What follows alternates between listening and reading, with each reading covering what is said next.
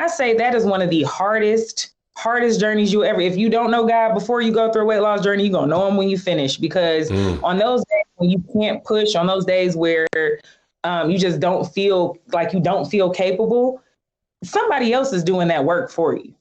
Somebody, and I don't like to give myself a whole lot of credit, because I know some days I just would love to just lay in bed, and God is pulling, no, you have work to do.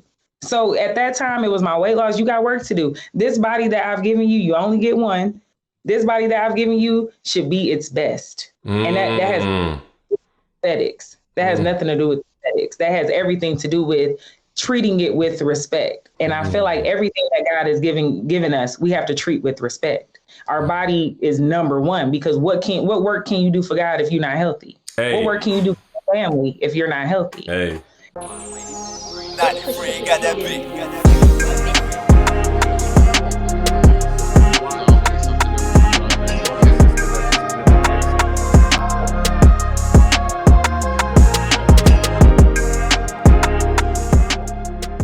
What's going on, family? It's your brother Lawrence here. It's another episode of Watch God Work.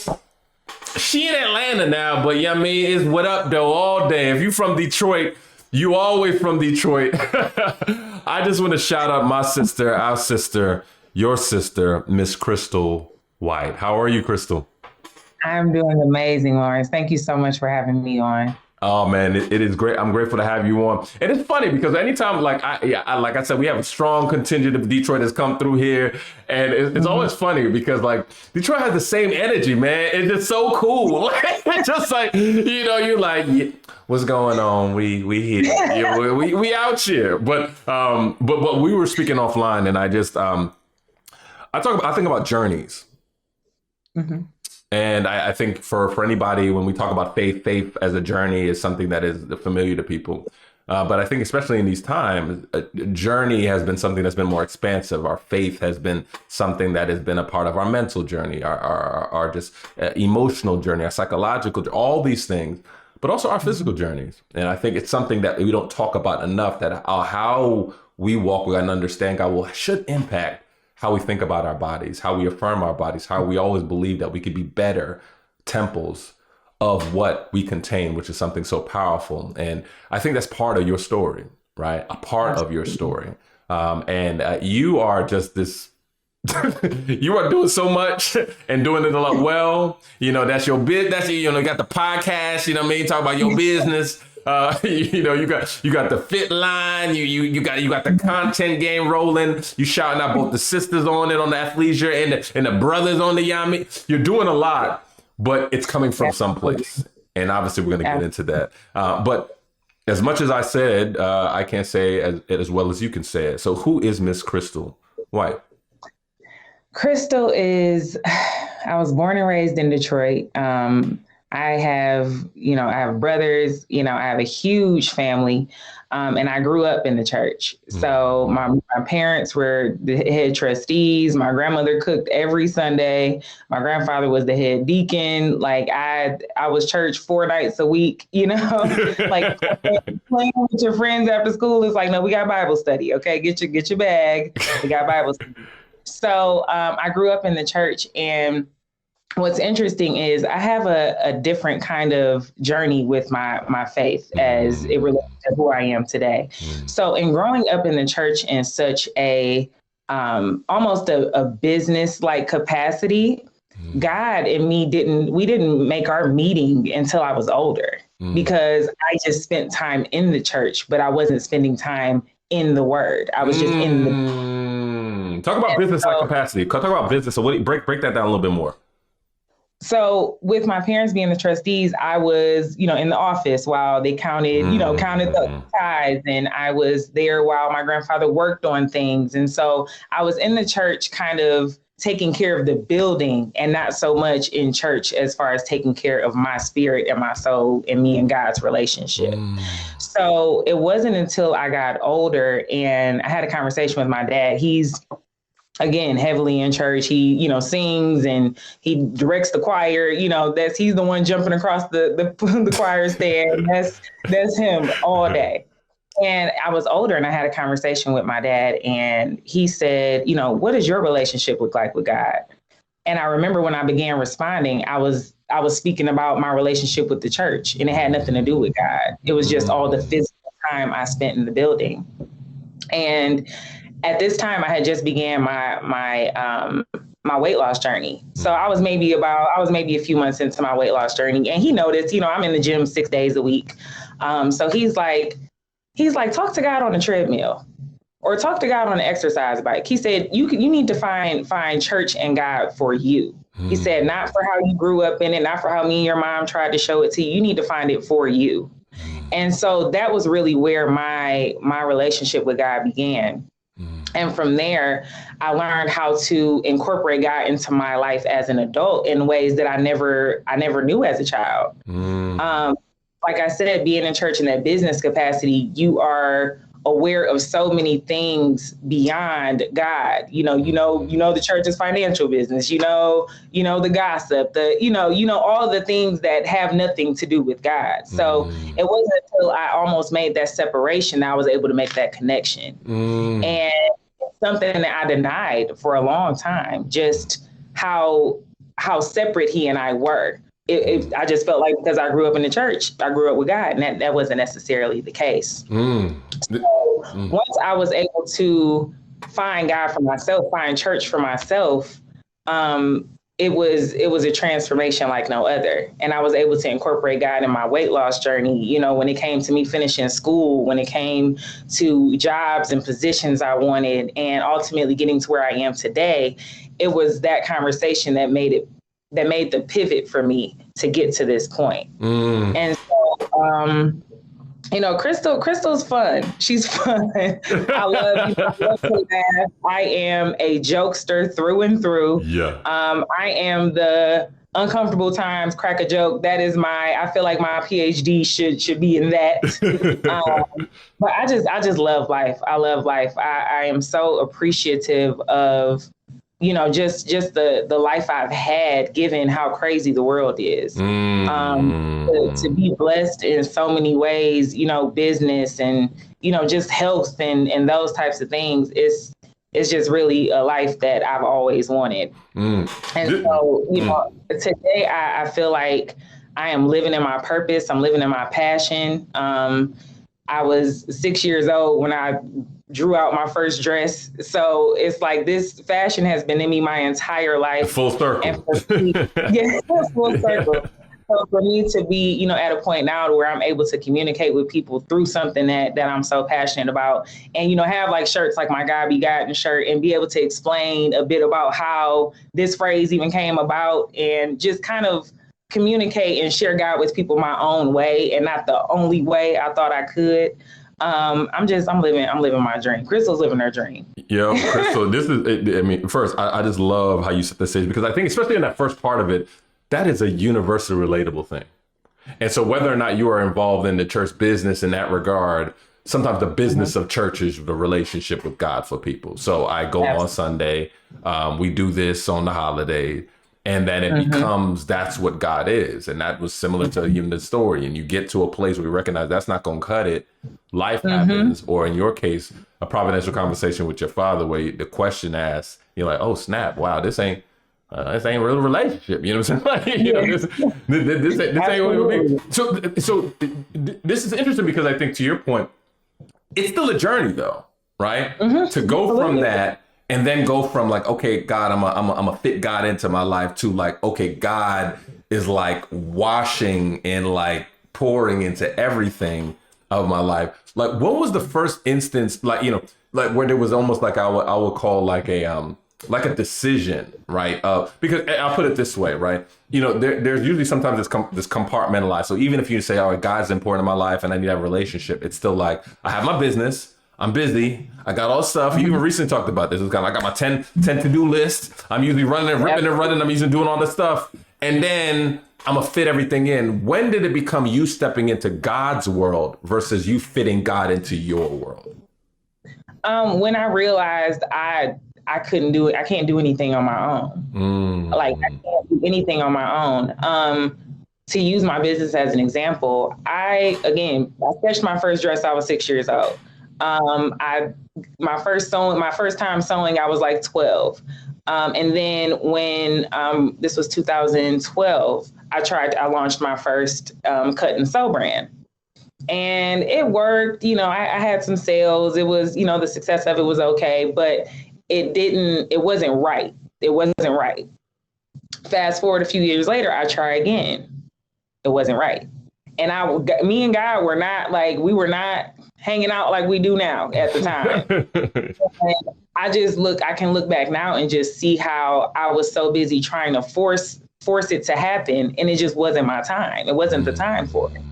And one of the most valuable things that I've gotten from my relationship with God, I mean, all of it is valuable, but the thing that resounds the most is that timing is his timing and never mine. And I have to, when you make that realization that it is not on your time, you take the things that life, the things that you go through in life, and you apply them to the journey.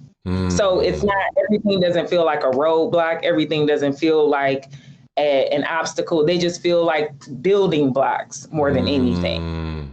So I feel like that timing realization changed my perspective in a way I know you can't change on your own. It's something that God has to open your eyes to, that you have to see these things for what they are, which are building blocks to where you ultimately are going to be.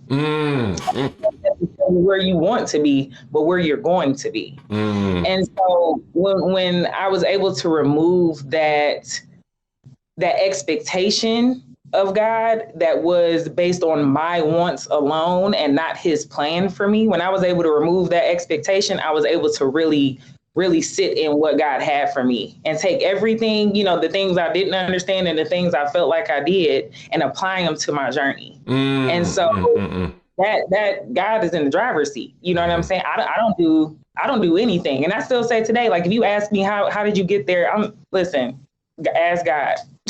Ask God. Because if I sit and try to explain it, I don't even know that it would make any sense. I want to hold this piece. I don't want to lose this piece, because I want to make it even realer, right, for people, right? Because people kind of like, all right, cool, let God drive.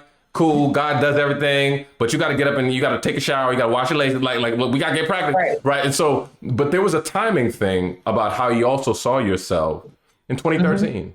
And the reason why I bring this up as being like a key moment, even of timing around that, is that, there are a number of people that I know that I deeply care about. And there have been moments where they talk about seeing themselves, or, for example, like someone took a photo and they saw themselves.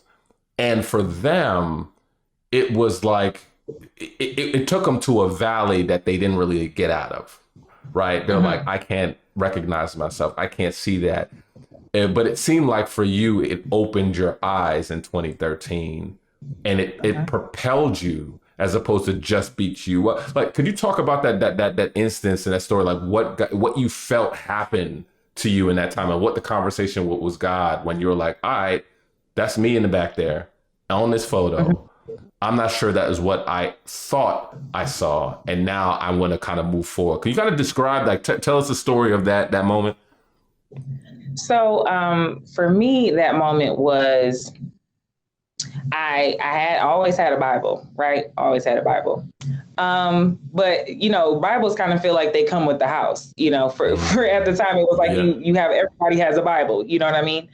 And my mom was like, you should download the Bible app. And the fact that my mom knew what a Bible app was, I'm like, okay, I'll download it. And I just remember reading and getting lost in the stories and just feeling like God is right here. He's not, he's not so far away from me that he's not accessible. He's right here.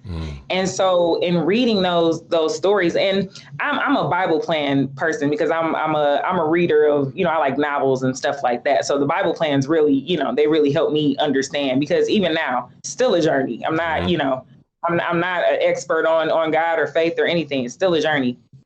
But to read, there was one, Ferocious Warrior, and Prayers for Ferocious Warriors. It's by Cora Jakes.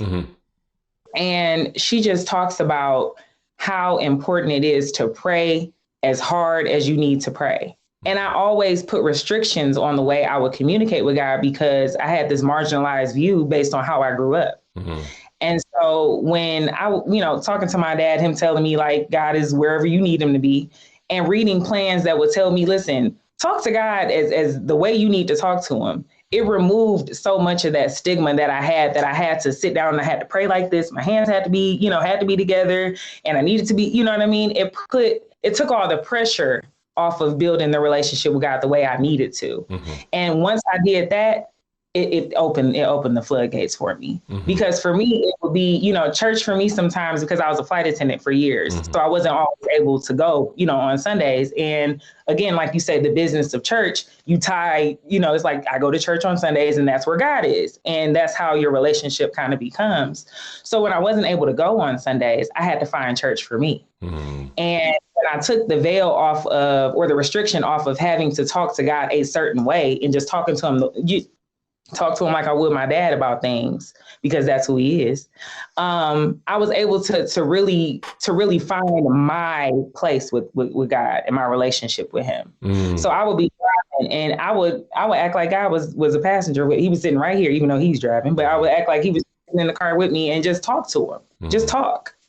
And that helped my relationship so much, because I didn't always feel like I was failing at being a good Christian. I didn't always feel like I was doing something wrong because I wasn't praying the way I saw prayer growing up. And so I feel like our generation, because there is such a transformation from generation to generation, I feel like even now with technology and, the pandemic and everything, it's fast forwarded everything so much. And, I hear, sermons about how this generation is getting away from God. And I think about how a lot of us don't realize that God is as close as anybody is. He's not so far away that he's not accessible. He's not somebody that we can't reach. He's not somebody we have to talk to a certain way. He is right here as long as we open our eyes to him being right here. He's right here next to us. And so when you find a way that you can communicate with God, for me, it was just realizing that I could talk to him however I needed to and not feel like I wasn't doing it right, that there wasn't a wrong or right way to be God's child. How were you then speaking to him? How were you then speaking to him in 2013 when you had that moment, right? When you recognized that you needed... No, so in 2013, so the reason I'm keying in on this, right, piece of making it real, of that was the moment when things shifted for you, and even from a weight loss journey, right, for you, right? And then when you had that moment, I imagine, right, because I've seen it with friends and loved ones, where if you see yourself in a way that you never imagined, usually people take that as like shame and they go down into a very dark place and they don't get out. So how did your relationship with God motivate you to say, I saw myself, I didn't like what I saw, and I wanted to make a change, as opposed to I saw myself, I didn't like the way what I saw, and I just beat myself up? I got you. So when I began my weight loss journey, I had never undertook like any type of any type of assignment like that to lose that much weight, or even to be that committed to something.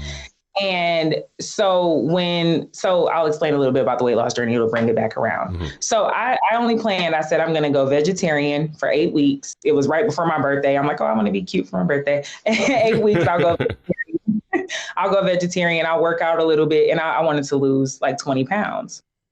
And at the end of the 8 weeks, I did not want to go back to meat. I was on a routine with working out, and I had never seen that level of discipline in myself. And so I'm like, well, clearly I'm the same person I've been. Clearly that somebody else is doing this work. And God showed me how capable I was in that experience. And that was the pivot, because it went from me being like, I've just always been chubby, or I've just always been bigger. This is just how I am. And it showed me that if you believe in me to empower you, you can do anything. You can do absolutely anything. And that's where that power came from. It wasn't that like, oh, you can never do better. It was, you've done something up to this point.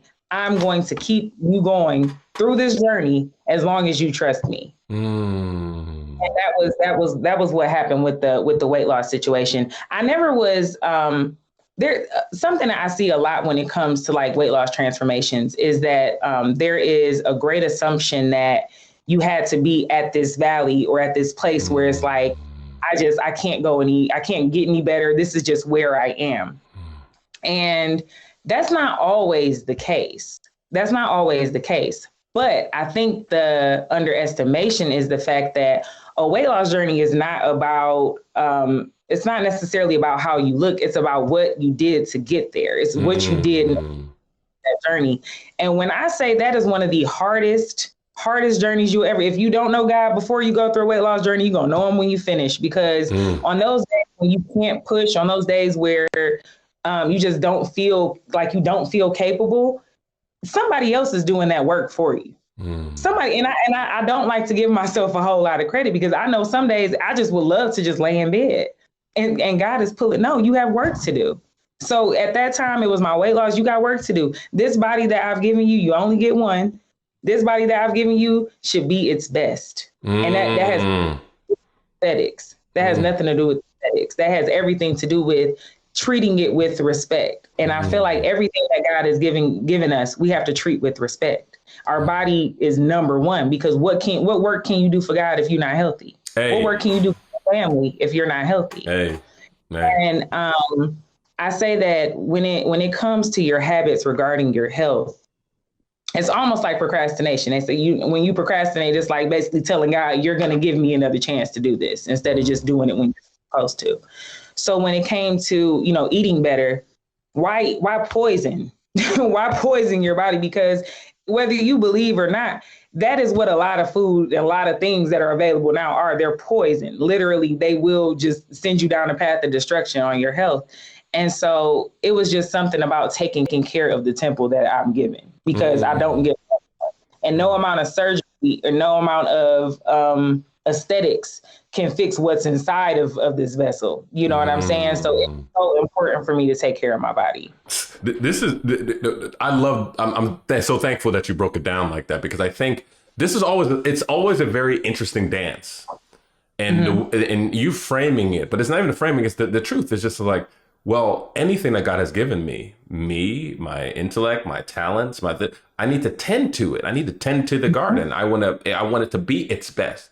And that's an inside out thing, right? And I think because I think in this time there's almost like a beautiful dynamic, but like it's like out of balance. In some sense, like it's almost like the already but not yet of our faith, meaning we've arrived but we haven't arrived. People get married, you're one but you're not one, right? It's like you're becoming, right? It's like affirmation.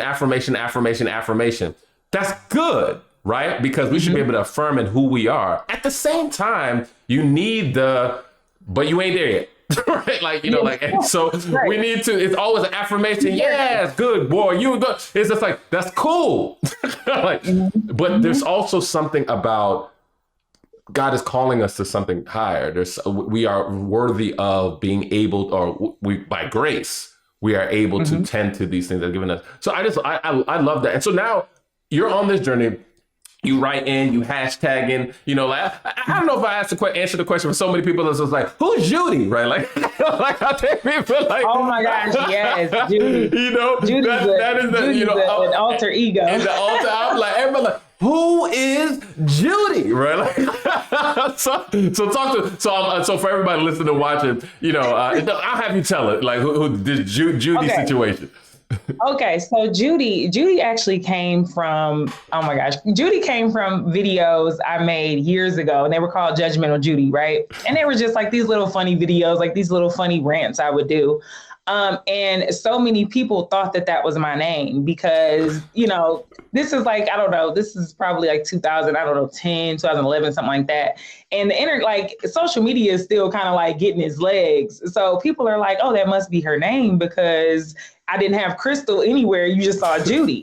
And so I would see people and they'd be like, Judy, right? And I'm like, let's go with it. I mean, how you know? Let's go with it. Because it would be so confusing to explain Crystal and Judy as separate people. But so Judy inspired the Judy Fit, which is my fitness kind of movement of sorts. And I'm just really big on, I thought about changing the name. I was like, well, everything should be Crystal White. Everything should be, one.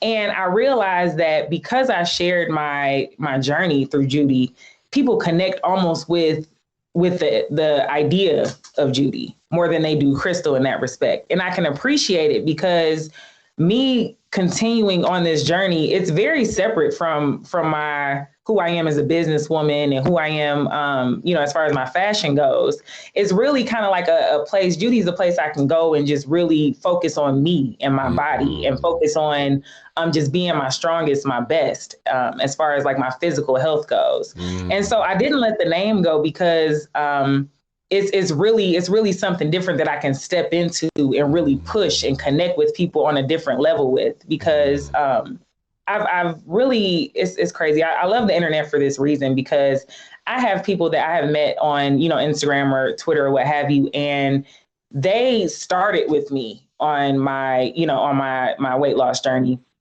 And to see us kind of like side by side transform, it's built its own little community. And so Judy is your fitness bestie. That's the girl you want to, what do I do this move for? How do I help this out? Like, what do I do to improve this? That's Judy for people. So that's who she is. I love this, man, because I think there's I was having a conversation with my sister, Genesis Tremaine, amazing artist. We talk about how there's also even a mandate for joy in your work and with your talents, right? To actually enjoy, even as it's forming you. Like work forms you, it shapes you, it builds, it teaches you. Like God's, but it's also like there's a joy, and that's why I was laughing so much, because I'm like, they thought I'm like, yo, who Judy, fam? But to your point, it's like, it's a place I can go, but it's also something that people have connected to. And I think part of the reason why I think this is a part of this conversation we're having about God in your life is that, like, I think we're called to serve. And that there's something bigger than you, your own name, that pulls people in. To your point, you're like, why would I even, that's how they connect. That's how people have been connected. Why would I even do that? So even for me now, I wonder how do you interact with God to know when? So, one thing we're laughing about is just like, again, business. You work about, you're about the business, right? You're doing so many things. Chip, got your tasks, got your stuff like that. When did you make this transition of like, okay, this community, they're on this journey with me and we're all helping each other out, to, what? I think this community needs like this athleisure brand and peace, right? You know what I mean? So talk a little bit about that moment where you're like, all right, where's my joints? And I need to procreate this for them. Okay. So I felt like when God kind of like moves through me, I feel like he takes the things that I'm good at, or the things that are come natural, and he magnifies them. And those are the things that I feel, that's the way I feel like he speaks through me. So when it came to my brand, and I say this a lot, money can't ever be the goal. Money can't ever be the goal, because money literally comes and goes. So for me, starting my brand, it was never like, oh, let me see how much money I can make. It was, let me serve a underserved demographic of women who feel left out like I do, or like I did, out of, different clothing brands, showing women of, curvier shapes that you can wear these things and it's okay. It's fine for you to live in the trends and not feel self-conscious about yourself. And, growing up being shapely, you deal with a lot, you know what I mean? You deal with a lot of unwanted attention. You deal with a lot of, especially from, like my grandmother and aunts and things. Oh, cover that up. You need to wear this. You need to do that. And it was just a lot of rules placed on me simply for how I was built. And it wasn't because I was being, I was wearing things too revealing or doing anything wrong. There was just kind of this stigma that was on me. And so I knew I wasn't alone in that. And I realized that women, we connect through fashion, we connect with, we connect through makeup, we connect through those things because they're things that make us feel good, right? So to see ourselves represented is number one. That's number one, because that's how we always look for community and things. And so I realized that, you have Nike, you have your Adidas, your Lululemon. I never saw women shaped like me in any of these ads. I never saw women like any of their marketing efforts or anything like that. I always felt kind of like left out, like I was trying to find something that fit me a little bit, kind of settling for my community. And so when I decided to launch the brand, it wasn't the name W by Crystal White was originally a cut and sew brand, right? And as I kind of went through, I pulled back from it, and I'm like, you forcing it. I'm like, this isn't your lane right now. You forcing it. As good as, as much as I love to, make things, it wasn't the lane. And when I was at my last position, I was working out like every day. I was helping some of my friends in the gym, and I was noticing that my friends they didn't like the stuff they were working out in. And I didn't either, for that matter. They didn't like when it came time to be casual and not be in, baggy sweats, I noticed that we didn't have a whole lot of options. And so for me, it was so much more about filling a void and empowering women to just to enjoy their bodies and enjoy their curves without having to be revealing, without having to wear things that, might cause unwanted attention for them. And just give them a bit of a safe place with somebody who looks like them. That's how I felt led in this brand. And so it wasn't about see how much money you can make and how fast you can make it. It was give something back to women that you would have appreciated at that time in your life, or at a time in your life, or even right now in my life. I said on my live last night, I said, I feel so good in the clothes that I sell. And that's not just a plug. These are clothes that I feel covered. I feel comfortable. I feel confident. I feel like I can take on the world, when I have my stuff on. I feel, there's a utility aspect. I have pockets on some of my leggings. I feel like I can comfortably move through life in my clothes. And I realized how important that is. I didn't realize how important it was before I had it, but I realized how important it is. And so when I'm designing, when I'm, putting things together, I always feel led. I always feel led in the way I market, and the way I, when I choose models, I don't choose models that only look like Coke bottles. I like models that represent everyday women, or, women of all shapes, all sizes. And so it was really about building a community, building an inclusive space for women.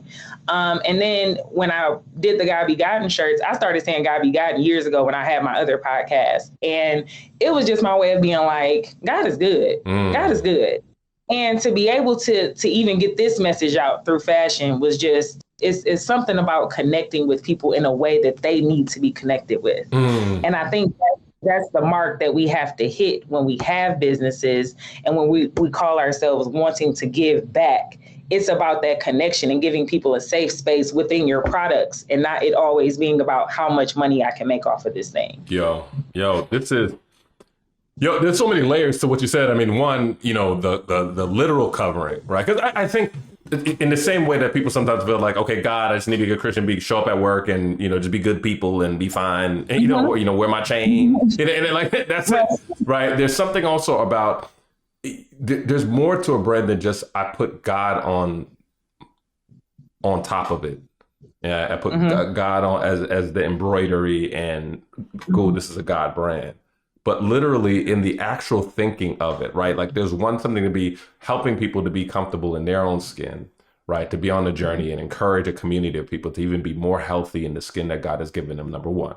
Number two, there's something about, I just want people to feel safe, both as an enabler of safety, because this is also designed in a way that does not put someone in a position where they're going to feel uncomfortable, that there are things that they're showing that they don't want to show. So I'm creating safety and covering in the way I design this for them, right? And then three, there's also safety of like, I see myself, the one to many, right? Of like, I see myself in Jesus. I see myself in these people. So I feel comfortable being a part of that. But that's the work we're called to do, to actually think with so much intention, in the same way you think with every part, everything I've been given, my body, my skills, my talents, my stuff. Well, this business that I've been given, my marketing, my materials, my models, my message. So I wanted to pull that out just so people are hearing and seeing that like, this is so dope, yo. It's so dope, but this is how we should be doing business, right? So then somebody could take account and say, why'd you do that? Oh, I do that because of this. Or why'd you do that? And so this is particularly helpful. I want to go, there is something about health when we talk about our wellness and physical wellness that goes beyond even our just physical. But in fact, it's physical, but it goes beyond our physical. And it's actually our rhythms of life. And again, that's something that we kind of talked about offline around the work. There's also a mission for us about how we work, how we take care of ourselves beyond I go to the gym. In the same way, like I can go to the gym, but if I eat poorly, it don't matter if I go to the gym. But if I live poorly, it don't matter if I'm in shape. Right. So, Absolutely. so what has God been, you talked about a couple of days, that blog post about just kind of like God kind of checking you a bit around it. Can you give us the detail? Like, how did God check you? In what ways have God been speaking to you around that area of your life and being well in your rhythms? So, my dad's, he's my reference for a lot of things. So, I'm a workaholic. I'm a busybody. I'm always looking for something to do, And he would be like, you just need to take a day off. You need to take a day off. And I would be like, no, I'm okay. And I felt as long as I was able to do the things I needed to be doing them. And he said this message, it went, in one ear and out the other. And one day he said, even God had to rest. And I was like, like I pulled back, and he was like, so who are you to run your body into the ground? Why aren't you resting? Why aren't you taking time to just be? Why do you feel like you always have to do something? And in that, I got that I realized that if I'm constantly working, there has to be some underlying reason. There has to be some level of perhaps fear of not being as successful unless I work this much, or fear of if I don't work this much, God will take it away from me. So I had to really delve into, okay, why are you really working as hard as you're working? What is your real motivation? And I had to check myself in that moment and say, you got to trust. You can't trust God and try to do his job at the same time.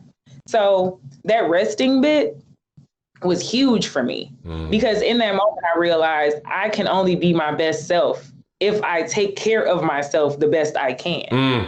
And working yourself to death is not taking care of yourself. Working nonstop and not taking a moment to just be and just enjoy the things that God has given you. It's almost like saying like, yeah, God, this is good, but it's not enough. It's not enough. I need more.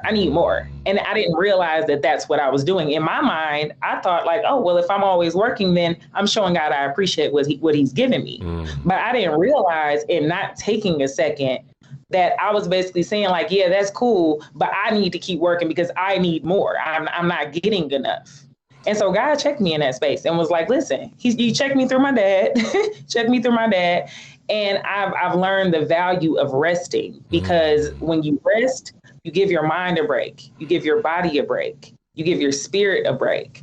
I learned how to meditate and just be able to just silence things and just give my mind a true second to just like, just relax. And God recharges you in those moments. That's why rest is so important. He recharges you. When you rest, you give him a second to do his work in your body in that moment, to say, okay, let me equip her with what she needs to go forward this next week. But if I'm constantly running, when is he going to have a chance to replenish me? Bam. When is he have a chance to pour back into me the things that I've poured out through all of this work? And so that resting bit, I feel like you always see the memes that are like, sleep when you're dead. Oh no. You will be dead if you don't sleep. Right? Exactly. That is not of the Lord. Okay. That is not of him. Yeah. So, realizing just the importance of rest, that was a super important part of taking care of my body and my just overall health. And so, yeah, Crystal, that was it for me. Yo, man. And this is why I think I think obviously your perspective, you talked about this even in the recent podcast about a relationship with customers and how do you connect with them. And, but I think there's a way that I think is out of beyond this world of doing that. Right. Because I think to your point, things are often presented so transactionally. I'm not trying to build a relationship. I'm trying to maximize utility. Trying to take something from you. I'm trying to take something from you. And it's been very clear that with what you have created and are continuing to create and tend to, you're trying to give something to the world. You're trying to leave something to the world. With the line W by Crystal White, with the community that you're cultivating, with the conversations that you're stewarding, with knowledge, with just wisdom, what do you feel that you still haven't created yet that you probably need to leave through the work that God's giving you? What are some of those things that you say, like, I think God is telling me, but that's for another season. That's for another time. Just telling my story more. Because I feel that in this age, with social media kind of being the news, that's like kind of the news reel. And it's a highlight reel of sorts. And so I feel that people are only able to really digest your successes. They're only able to digest the good things. And social media is also not always the forum for really reaching people when it comes to your story. So I definitely want to write a few books in the coming years, just to, because I feel like my journey it's not uncommon when it comes to the things that I've encountered, but I also know that I haven't seen my journey in places that would have helped me on my road. And so be able to empower people, just to let people know they're not alone, to let people know that, despite what you think about your circumstances, that you can go forward and have the things that you see for yourself. And I think that, that's something I really, really want to focus on giving people. I think that when it comes to connecting with people, right? You try so hard to find, okay, like, what's my commonality? What's the thing that we connect with? And the older I get, the more I go through life, I realize that there are multiple levels on which you can connect with people. It doesn't, you don't have to be so tunnel vision and so single focused in the way that you connect with people. And so just sharing more about my story, delving into, even like my journey with faith. I know it's not one that, I know I'm not alone in that, but I also know that people could benefit from seeing, like, okay, she kind of grew up similar to me and was able to still find her way back to God and find a relationship with him that works for her. And I just want people to know that, life isn't about so much right and wrong as we think it is when it comes to, our relationships with God, our relationships with people. It's more about just the substance and the things that we connect with.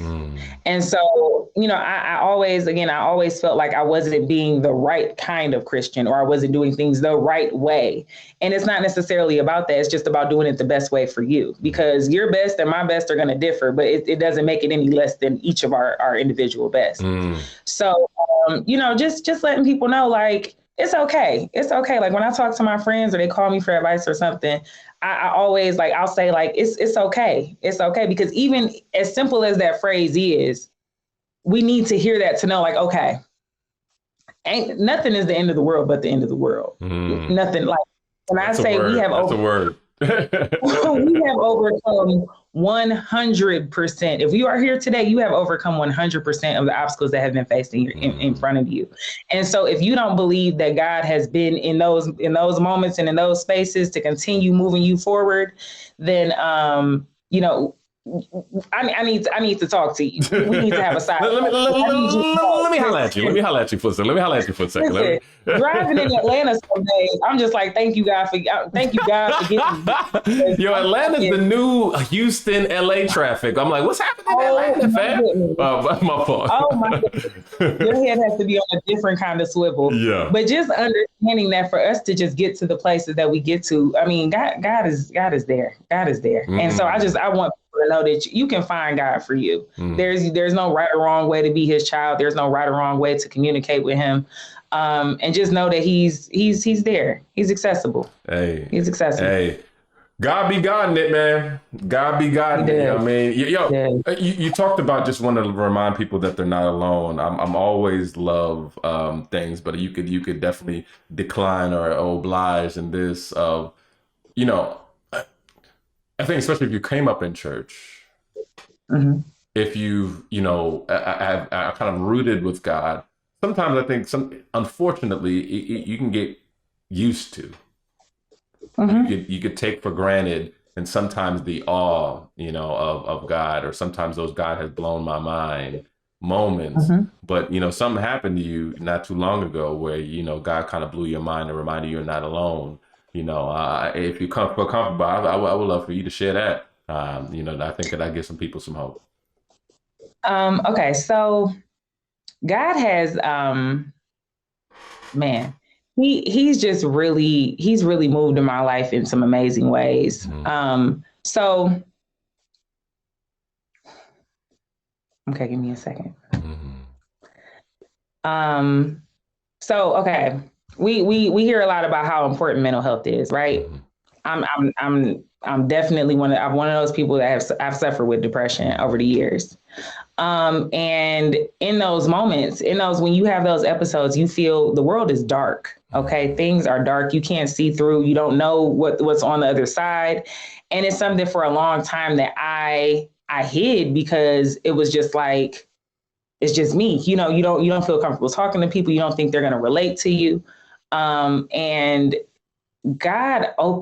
he opened a door with a friend of mine. And it was almost, I don't remember exactly what the friend said, but it felt like confide, get it out. And it wasn't so much about, I wasn't worried about how they felt about my issues with depression anymore. But I felt like God was telling me, like, release that from your heart. And you'll realize that you're not the only one suffering. You'll realize that you're not the only one that has those moments. And you'll also see that no storm lasts forever. I don't care how bad the rain is, the sun has to shine again. And so in that moment, I was able to get that kind of like burden off of my heart in a way that just affirmed, like, you can have a bad day, you can have a dark moment, you can have a storm that may wash over you in that, for a week, for a day, however long. But if you believe in your heart of hearts, even in those dark moments, like, the sun is going to shine again. It's like it's something that has helped me just get through so many things, so many things. And so that feeling of loneliness, that feeling of helplessness, and those feelings of just darkness, if you really sit in those and understand that, again, you've overcome 100%, 100% of the things that have been faced in front of you, placed in front of you.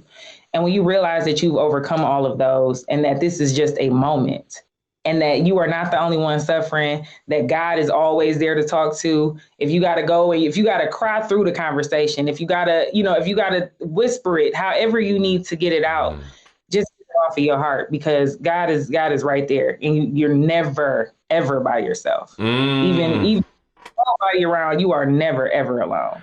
Sometimes after the rain, there's rainbows. What's it with you and rainbows? That just came from my grandfather. So my grandfather passed 10 years ago, and that was my homeboy right there, my hippie Joe. He was from Alabama, Southern. He had a twin that looked just like him. They used to play tricks on me when I was a kid, So when he passed, it was one of those, bittersweet moments. I was glad he wasn't suffering again. But of course, I missed him like crazy. So leaving his home, going service, we're driving. It had rained that morning, and we're driving, and I look up and I see a rainbow, and I'm like, oh, okay, that's nice. Rainbows come after the rain. And then I see another one, and I'm like, okay, rainbows, like, okay, rain. And the one that stuck, I believe I still have a picture, but there's one that stuck, and it was nestled between like two huge storm clouds. And it was just like this little strip of all the colors, just as bright as they could be, just kind of running through this little pocket. I call them God's blinds are open when you see those rays of light that come down. And I saw this really bright strip of the rainbow just nestled between these storm clouds. And it just felt like my grandfather was right there protecting me. And God was right there, and they was just hanging out in heaven, making sure I was good. And so to this day, when I see a rainbow, I just wave and say, hey, Grandpa, you up there? I know you good. I know you watching over me. And it has come at times in my life of like confirmation. So when I got my degree, like within a few days, I saw, just a few of the colors kind of peeking through some storm clouds. But yeah, that's my hippie Joe right there when I see a rainbow. Yeah. I mean, this was as a brother to a sister, even reminding you now where you are now. You're right where you need to be. And, I think he's seeing you just as our Heavenly Father is seeing you. And I'm so grateful for your presence and for the work that you're doing to remind so many people that they're not alone. that they're not alone in their journey, not alone in the things that they're wrestling through. Yeah, I think your story, as well as just the work of your hands through the brand that you have built to serve people, I think will continue to remind people it will be their rainbow. And so I really appreciate you for that and more. So how do people connect with you? How do people, because they're like, man, do I need to go to the Judy joint? Or do I need to go to the, Crystal? How am I going to connect with her? Where is she? Right? Like, so how do people best connect with you online, sis? So you can find me on Instagram at I am Crystal White. The brand page is W by Crystal White, as is the website, wbycrystalwhite.com. If you are just starting a fitness journey, have questions about starting a fitness journey, want to know about vegetarianism, whatever it is, you can find me at The Judy Fit on Instagram and Facebook. Hey, fam. And yo, so check that out. And how do people get that shirt? How do people get that shirt? This shirt is available on the site, W by Crystal White. Crystal, my sister from another mister, I'm grateful for you, thankful for this conversation. I'm so just feel blessed by you sharing your story.